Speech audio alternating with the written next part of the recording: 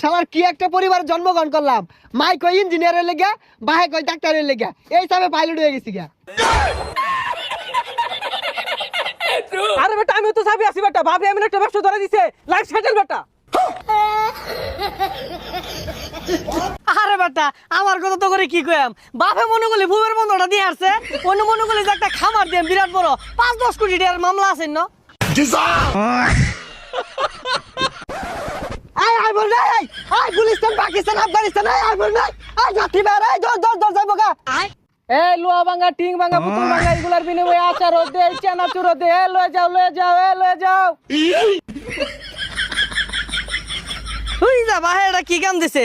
আমি আর বন্ধু লাগে ভাত মারলাম, আমার কোটি টাকার মামলা আছে।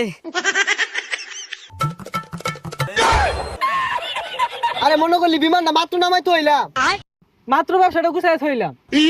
আমিও খামার